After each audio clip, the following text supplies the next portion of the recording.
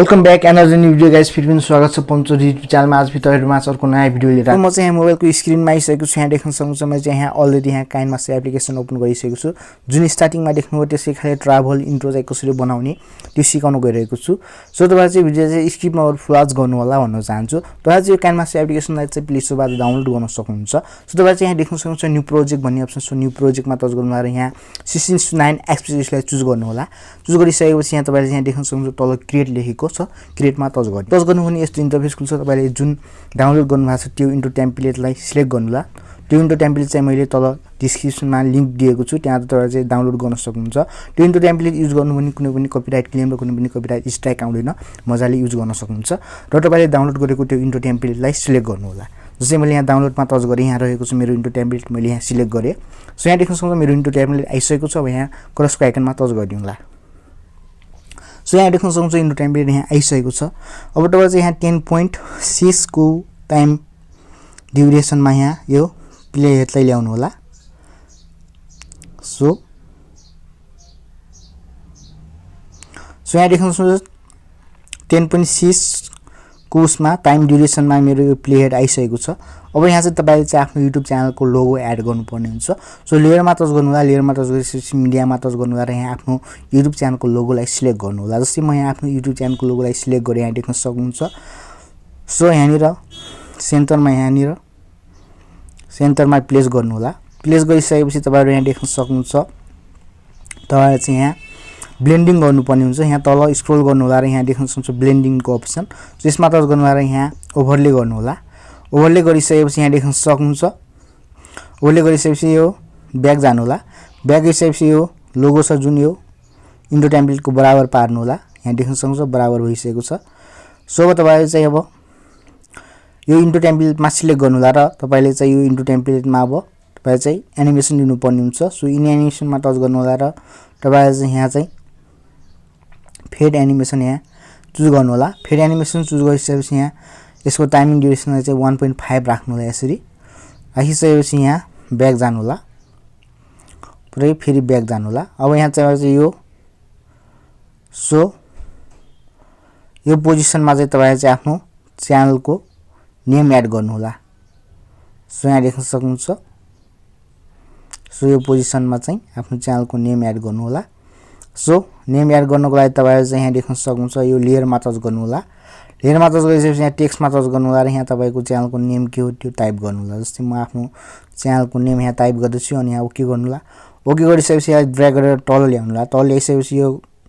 Font change गर्नु यहाँ font भन्ने देख्न सक्नुहुन्छ डबल ए अप्सन यसमा टच गर्नु होला र यहाँ आफुलाई मन लागेको फन्ट चुज गर्न सक्नुहुन्छ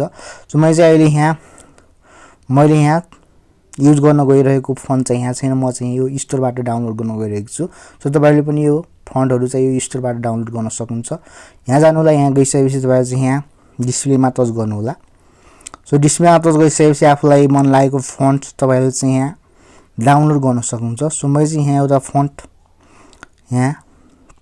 खोज्न गइरहेको छु सो यहाँ मैले यहाँ खोजेर चाहिँ डाउनलोड गर्नेछु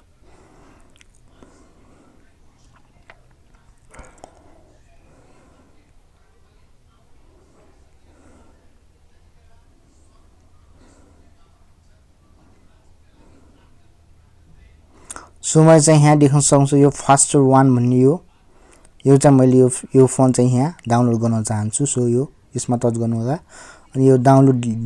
देख्न सक्नुहुन्छ यो डाउनलोडमा टच गर्नु होला यो चाहिँ इन्स्टलेट भइसकेको छ अब ब्याक जानु होला पुरै ब्याक गइसकेपछि अब डिस्प्लेमा यहाँ देख्न सक्नुहुन्छ फास्टर वन रेगुलर भन्ने फन्ट मैले भर्खरै डाउनलोड गरेको यहाँ आइसकेको छ अब यसलाई सिलेक्ट गर्नु होला सिलेक्ट गरेपछि यहाँ राइटको अप्सनमा टच गर्नु होला सो यहाँ देख्न सक्नुहुन्छ हाम्रो यो फन्ट पनि चेन्ज भइसकेको छ यहाँ देख्न सक्नुहुन्छ हल्का सानो पार्नु होला अब यसको कलर चेन्ज गर्नुपर्ने हुन्छ यहाँ कलरको अप्सन देख्न सक्नुहुन्छ यो कलरमा टच गर्नु होला र तपाईहरु चाहिँ यहाँ देख्न सक्नुहुन्छ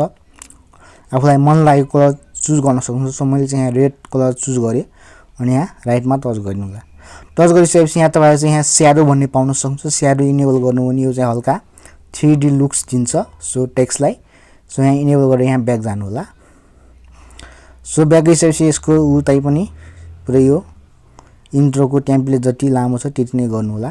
सो हाम्रो यो चाहिँ लगभग भइसकेको छ अब हामीले चाहिँ यसलाई एनिमेसन दिनुपर्ने हुन्छ टेक्स्टलाई सो इन एनिमेसनमा टच गर्नु होला तपाईहरु यहाँ कभरेज भन्ने एनिमेसन पाउन सक्नुहुन्छ सो कभरेज एनिमेसनलाई सिलेक्ट गर्नु होला सो कभरेज एनिमेसनलाई सिलेक्ट गरेर यसको टाइमिङ चाहिँ 1.5 राख्नु होला सो लगभग बनिसकेको छ हाम्रो इन्ट्रो अब एउटा सेटिङ गर्नुपर्ने हुन्छ सो तपाई चाहिँ यता लेफ्ट साइड तिर एउटा सेटिङको आइकन देख्न सक्नुहुन्छ यो सेटिङको आइकनमा टच गर्नु होला र यहाँ भिडियोमा टच गर्नु होला भिडियोमा टच गरेपछि भिडियो फेड आउट एन्ड प्रोजेक्टलाई इनेबल गर्नु होला यसको टाइमिङलाई चाहिँ 1 राख्नु होला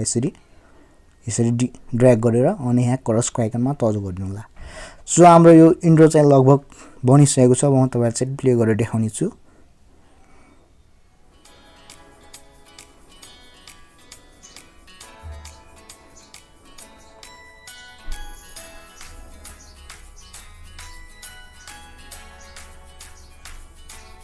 सो देख्न सक्नुहुन्छ यस्तो बबाल इन्ट्रो बनेको छ यो चाहिँ ट्राभल इन्ट्रो रहेको छ सो इन्ट्रो कस्तो लाग्यो कमेन्ट्समा कमेन्ट गर्नु होला अब यसलाई एक्सपोर्ट गर्नको लागि तपाईहरु यो एरोको बटनमा टच गर्नु होला र यसमा टच गरिसकेपछि यहाँ सेभ एज अ भिडियोमा टच गर्नु हुने यो चाहिँ सेभ हुन्छ तपाईले आफ्नो भिडियोमा युज गर्न सक्नुहुन्छ सो आजको भिडियो चाहिँ यति नै थियो आई होप तपाईलाई चाहिँ भिडियो मन पर्यो लाइक भिडियो मन पर्छ भने लाइक कमेन्ट गरिदिनु होला च्यानलमा नयाँ हुनुहुन्छ भने सब्स्क्राइब गरेर सँगै आउने बेल आइकनलाई प्रेस गरेर अल भन्ने नोटिफिकेसन अन गरिदिनु होला ताकि यस्तै नयाँ भिडियो तपाईहरुमा लिएर आउने छु सो Thank you guys.